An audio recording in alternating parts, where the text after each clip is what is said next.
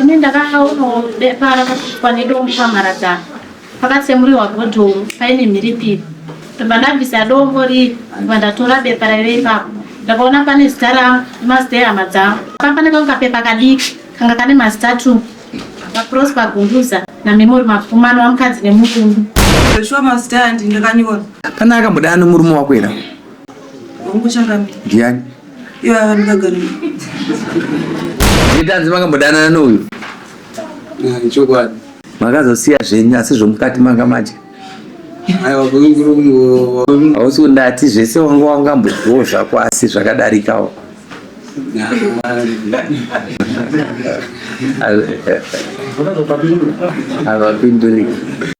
Looking for professional home care support for your loved ones? At Chiltern Arms Community Care, we provide compassionate care for the elderly, people with disabilities, and those needing mental health support. Our services include home care, live-in care, hospital assistance, respite care, medication management, and life skills development. We also offer an alcohol and drug rehabilitation facility, helping you live independently with dignity and confidence. Visit us at Falcon Estate, Tinwald, Harare, or call us or visit our website on the information displayed. Chiltern Arms Community Care, fostering independence, improving lives.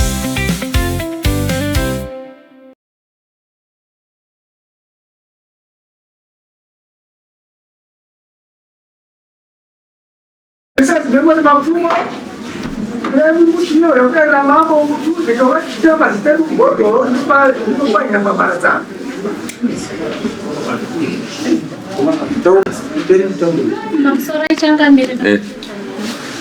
Ini ndakaona para kwanidom pamaradza pakatsemuriwa bhodhoro paine mhiripiri ndabvisa dombo ri ndatora bepa raive ipapo ndakaona pane zita rangu nemazita ehama dzangu nemamwe mazita ana amai emuvillage ndaenda nebepa riye kune vamwe vangu vane mazita akabepa ipapo vachatoita sei vakati handei kwasabhuku tukatoenda kwasabhuku tikasvika tikati ndo zvataita sei zvataona taona mazita edu ari mubepo zvikanzi manga mafunga kuita sei tikati tanga tafunga kuti tionesane tigone kuenda kushandirwa tizive kuti mazita anga akaisirwa ipai pamaradzano vakati aiwa nyenye yakanaka itaise kudaro tobva taonesana nevamwe vakati aiwa ngatiudzanei tese tobva taudzana tese pamaradzano apa pane kangu kapepa kadiki kanga kane mazita 2 vaprosper Gunduza naMemory Mapfumano wamukadzi nemukundu takati tisangane kumashops Memory Mapfumano ukwanisa kuuya kumashops kwatikange tarangana asi takange tamutsa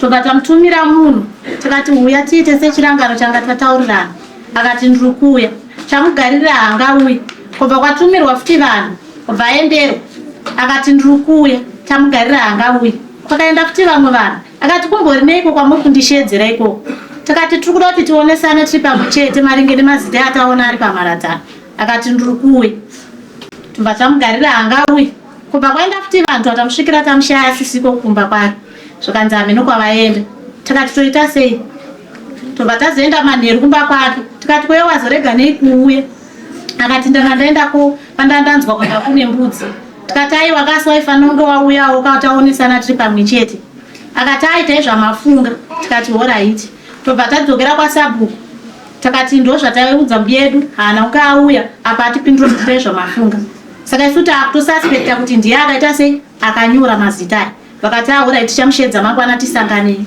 kumashops vashedzwa mangwana yobva auya nyaya yakutaurwa Memory akabvuma pamberi pedare akati zvoni ndini shuwa ndine mazita iyayo ndakanyora ndine muprofita akanditi nyora vanhu vane chekuita neupenyu hwako takati imbori nyaya yeye kwakatinyorera haana kukwanisa kuvapindura tikati ko muprofita wacho ndiani haana kukwanisa kuvapindura kusvika tati tiuye kunoko tinzwe kuti chaakatinyorera akati tizoita sei uye zvotisunungura tizive kuti waitinyorerei mazita aya kuti tiite sei.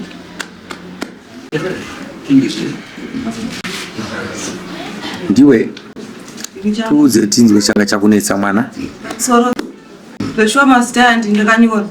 Mazita ndakanyora mushure mekunge ndasangana nomuprofita kwadaitengesa nyama.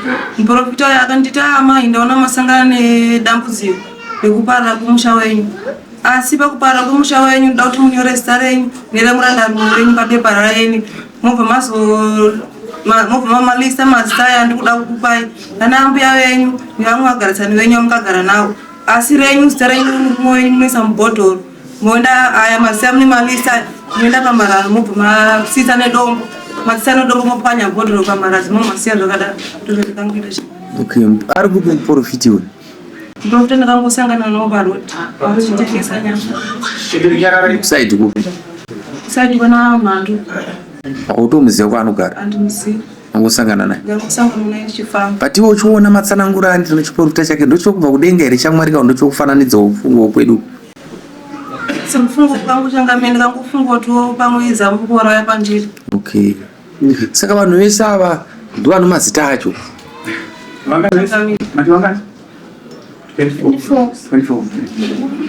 Saka mazita ari yakatoenda pamarara. Tisobva changamene.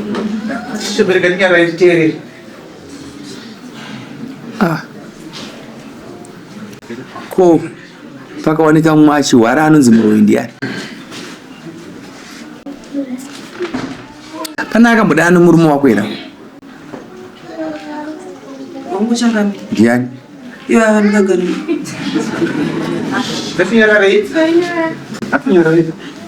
Saka muprofita anochokwadi neni ndiani? Muprofita chaiye ndiani?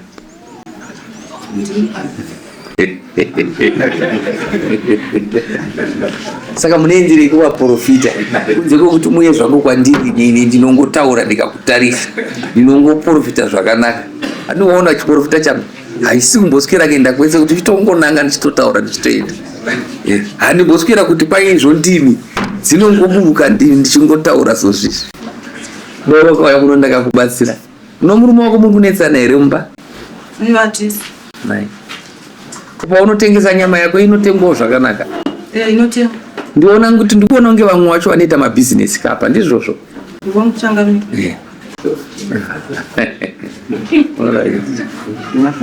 Ari kupi murume wako? Gave naye. Dedi? Uyai kuno.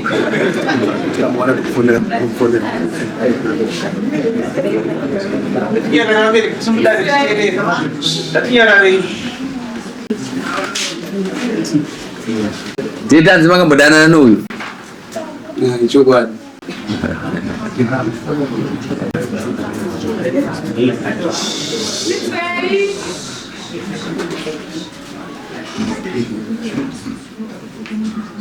Makazosiya zvenyu asi zvomukati manga maje? Aiwa gurungu wakangondwana ndikavaitengesa mushopa. Vaitengesa mushopo. Madam ndoko wakauya vachitagwa. Hausi kundati zvese wanga wangambozviwo zvako asi zvakadarikawo.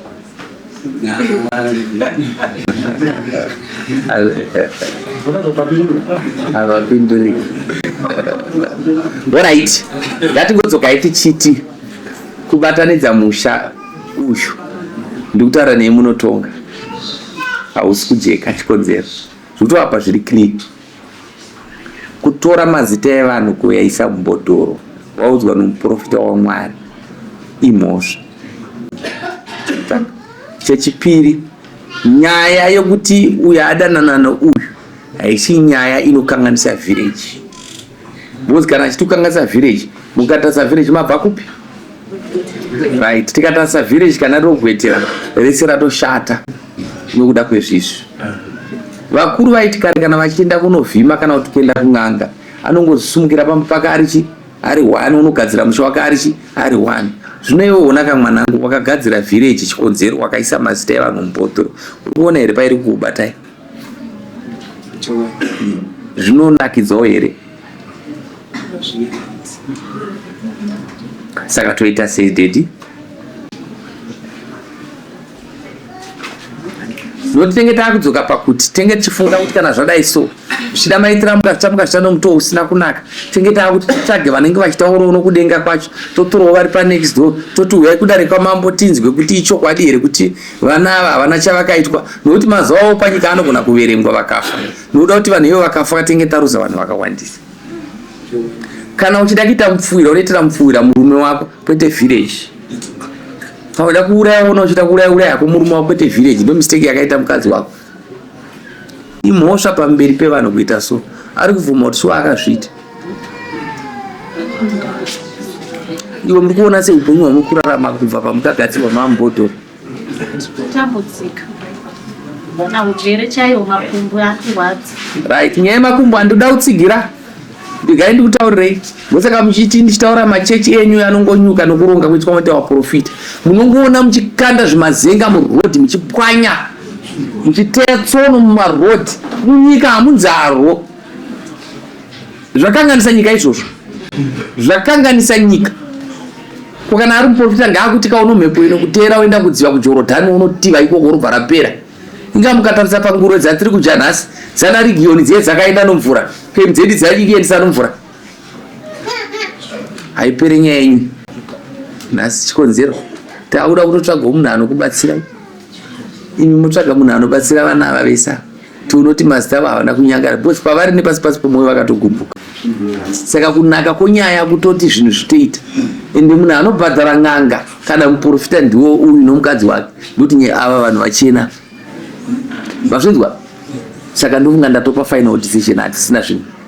Saka maakuronga manzwaka mokurukura nawo kana muchishedza n'anga moya kana muchida kuuya naye n'anga kumba kwangu ndinokutaura kuti musi wakati uyai non'anga moya vana ava movachenura kana hakuna anobatsira munhu ndokuudza kuti ndiri free uyai kumba moya naye vazvivhitivhita toona kuti vana ava havana zvavakaitwa here uye hana zvavakavashina here iwe waida nanirewo chiona iwo Ndaenda nane semundazi namurume. uri right.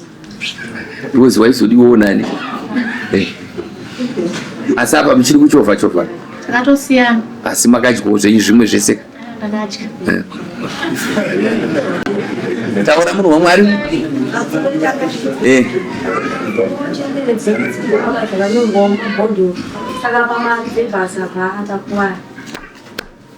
Wakuwara. Asi wanza zvataura mambo. Zvinopa zvinodzamira pano mumwe munhu kana pandadzvinyirira.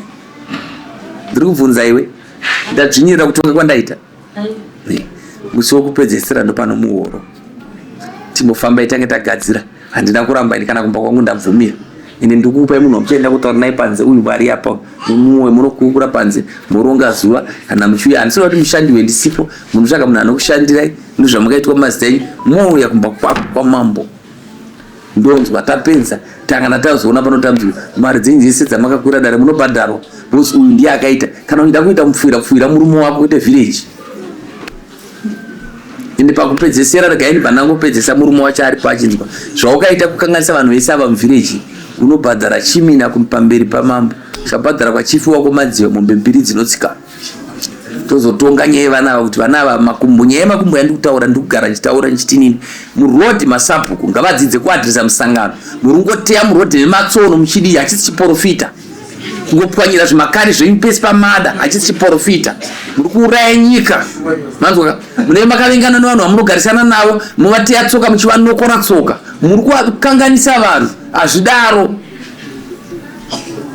maona ezvino zviri kuona zvazvaita iwe wakaita uchiri kugona but wazobuda nyaya wanzwa zvandataura ndakuti inga munoendere kuvaprofita vasiri kunzotobe mutaure nini zvangu ndinongotaura naMwari zvisina kana dambudziko nomudzimu ndokuudza kuti dambudziko patapa ndakukupai vachakushandira profita uendei moshandira muzodzoka next endai muyanana navo panzaka. Looking for professional home care support for your loved ones? At Children Arms Community Care, we provide compassionate care for the elderly, people with disabilities, and those needing mental health support. Our services include home care, live-in care, hospital assistance, respite care, medication management, and life skills development. We also offer an alcohol and drug rehabilitation facility, helping you live independently with dignity and confidence. Visit us at Falcon Estate, Tinwald, Harare, or call us or visit our website on the information displayed. Children Arms Community Care, fostering independence, improving lives.